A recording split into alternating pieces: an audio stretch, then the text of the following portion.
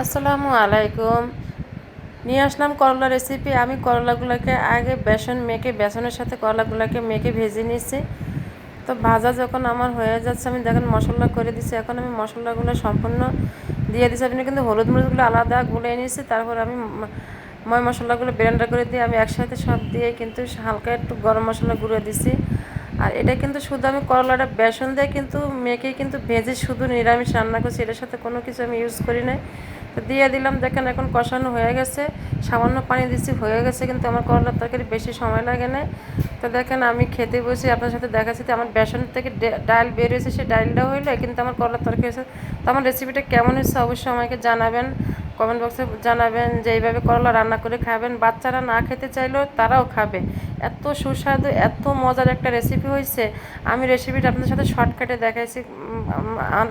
মাশাআল্লাহ অনেক সুন্দর রেসিপি। কিন্তু এইভাবে করলা রান্না করে খেয়ে দেখবেন, এটা কিন্তু বাচ্চারাও খাবে, কিন্তু কোনো তিতা লাগবে না, কোনো প্রকার তিতা লাগবে না। আপনি পেট ভরে ভাত খাবেন। আর দেখেন আমি কত বড় প্লেটে কিন্তু ভাতটা নিয়েছি, আপনাদেরকে শেয়ার করলাম।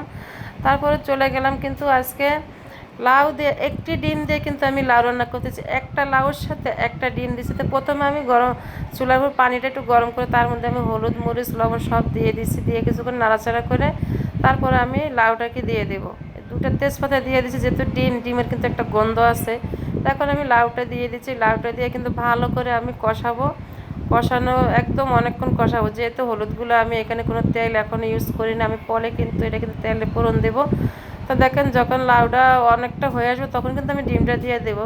তো লাউটা যখন হয়ে আসে, দেখেন লাউ পুরো সিদ্ধ হয়ে যখন আমি ডিমটা ভেঙে দিয়ে দিছি, ডিমটা কিন্তু আগের থেকে আমি ভেঙে রেখে দিয়েছি, সেই ডিমটা আমি দিয়ে দিছি। দেওয়ার পরে দেখেন কত সুন্দর একটা কালার আসছে, আর ডিমটা পুরো কিন্তু একদম সরকা সরকা হয়ে গেছে। এখন আমার লাউটা হয়ে গেছে, আমি এখন লাউটাকে তেলে দিয়ে দেবো। তেলের মধ্যে আমি দিছি হলো কালো জিরা, সাদা জিরা, আর হলো পেঁয়াজ, কোনো রসুন দেয় নাই। দিয়ে আমি এখন যখন হয়ে গেছে লাউটা দিয়ে দিছি। তো অবশ্যই আমার রেসিপিগুলো কেমন হয়েছে শর্টকাট আপনাদেরকে দেখাচ্ছি। ঘরে যদি কিছু না থাকে এইভাবে রান্না করে খেয়ে দেখবেন। আমি দুটো রেসিপি আপনাদের সাথে শেয়ার করলাম, তারপর আমি রান্নাটা শেষ করে কিন্তু চলে গেলাম কিন্তু একটু বাইরে। এনে কিন্তু আমি খাওয়ার জন্য কিন্তু রেডি করছি, সেটাও আপনাদের সাথে আমি একটু শেয়ার করলাম যে আমি নিজে রান্না করে আগে কিন্তু মানে সবজি কিন্তু আমি প্রচুর পছন্দ করি। তো দেখুন এখন কিন্তু ঢেলে দিচ্ছে, কত সুন্দর হয়েছে, কিন্তু কালারটা কিন্তু সে হয়েছে। তো এখন কিন্তু আমি প্লেটটা সাজাচ্ছি, মানে আমি আমি নিজে খাবো, তো আপনার সাথে শেয়ার করলাম। আর সাথে কিন্তু লাল চালের খুদের ভাত রান্না করছি আমি। আমার কাছে এই লাউটা এভাবে রান্না করলে লাল চালের খুদের ভাত কিন্তু অনেক মজা লাগে।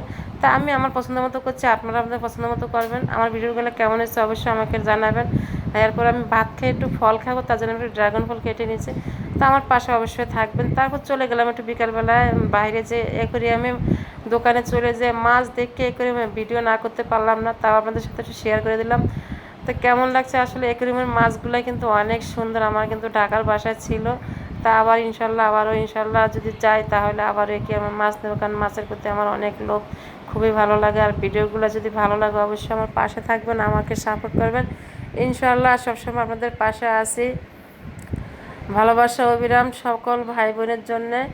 সবাই ইনশাল্লাহ থাকবেন, ভালো থাকবেন, সুস্থ থাকবেন, নিজেদের খেয়াল রাখবেন। দেখেন মাছগুলো কিন্তু অনেক সুন্দর, অতুলনীয়। কিন্তু আপনারা যদি সামনাসামনি এরকম দেখেন অ্যাকোরিয়ামে মাছ, তাহলে বুঝবেন যে আসলে কিন্তু অনেক সুন্দর একটা মাছের দোকান। মানে আমি গিয়েছি, এখান থেকে অনেকে মাছ কিনে, কিন্তু আসলে খুবই সুন্দর আর খুবই দেখার মতন। এখানে বিড়াল বিক্রি করে, মাছ বিক্রি করে।